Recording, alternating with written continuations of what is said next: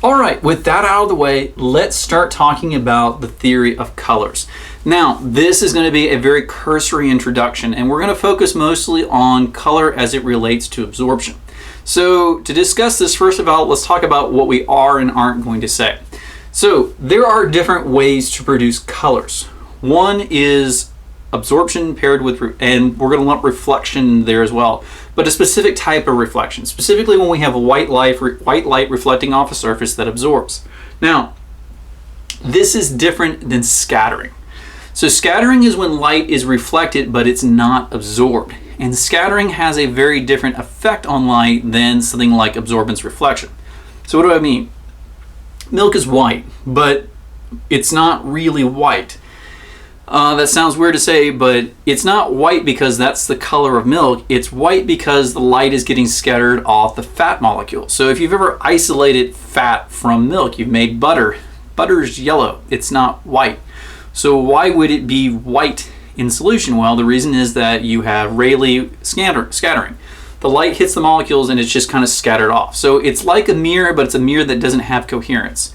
So if it gets hit by white light, the white light just kind of bounces back at all angles. And because it's bouncing back at all angles, you just kind of see it like it's a white light source. A good analogy of this is the moon. If you look at the moon, it's white. Well, really, if you look at like rocks and stuff, rocks aren't really white. They're like gray and tones like that. But from our distance from the moon, the sunlight is being scattered off the surface. It's being bounced off. It's not really being absorbed. And because there's no really pattern to how it's being reflected, we see it as white light. Absorbance is what we're going to focus on. So absorbance happens when an electron, for the visible light spectrum, when an electron absorbs a photon of light and gets promoted from one orbital to the next. Now, we have to break materials into two classes for this, because while that's true, and that's going to be true regardless of which class we're working with, the theory that describes that energy difference between the low energy and the high energy is very different. So when it comes to organic compounds, we're going to look at molecular orbital theory.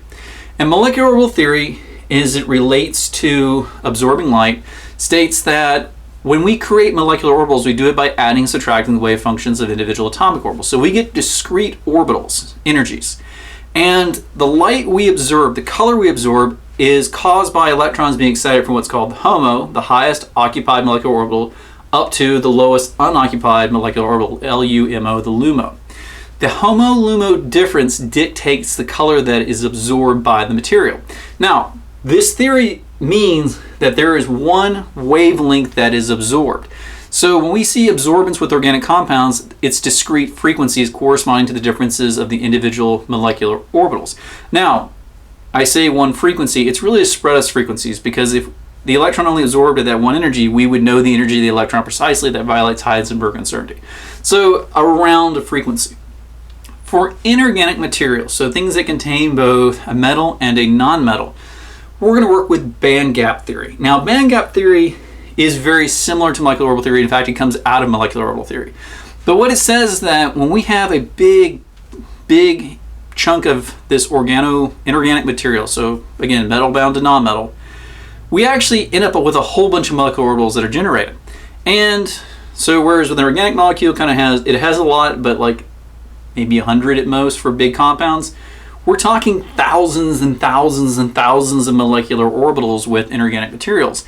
And this gives rise to bands. So the bands are individual molecular orbitals within this material that are pretty close together. So the electrons can be shared just by heat. Now, there are occupied bands and unoccupied bands. Now, and we can have a band that's only partially occupied. By occupied, I mean filled with electrons. So if we have one band full of electrons, and then we have another band that isn't, they may be separated by a gap in energy, and this is called the band gap. Now, what happens with inorganic materials is that we have to promote an electron between the bands. Now, what this means is that when it absorbs light, it doesn't absorb one frequency, it absorbs from one frequency up to another, meaning that there's a range of colors that are absorbed. A good example of this is glass.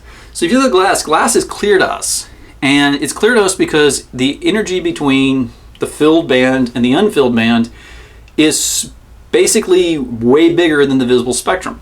But if you were to go to ultraviolet light, beyond what we can see, it would actually begin to look opaque, because above a given intensity of ultraviolet light, it actually begins to absorb electrons, and it will absorb anything above the cutoff of the band gap. So when we see band gap materials where the band gaps are small enough to absorb in the visible range, there are two things we see. First of all, we see a spectrum of colors being absorbed. So that kind of complicates it. We don't see a pure spectrum. We don't see a single frequency being absorbed. We see multiple frequencies being absorbed. The second thing that can occur with a band is that we can have what's called a defect. So a defect is going to be a molecule created by putting something in the material. So let's say you have silicon dioxide, SiO2. You can put like boron in there. So a few boron atoms. Those are going to kind of create a molecular orbital that exists within the gap. And so what we do is we kind of create this HOMO-LUMO gap within the band gap. And this gives rise to an additional single frequency range of frequencies, but narrowed around a certain frequency that are absorbed. And this is what gives rise to the color of things like rubies and emeralds. We have something like zirconium oxide, ZrO2, and there's a dopant in there, a defect, that creates kind of like this molecular orbital like we see with organic compounds and selects for a given frequency. So these are the two theories. Now we're going to focus in the following videos on molecular orbital theory because we're going to focus on organic compounds. But again, understand there's an analogy with inorganic materials as well. But the nice thing about organics is typically we're selecting for discrete frequencies that correspond to that HOMO-LUMO gap.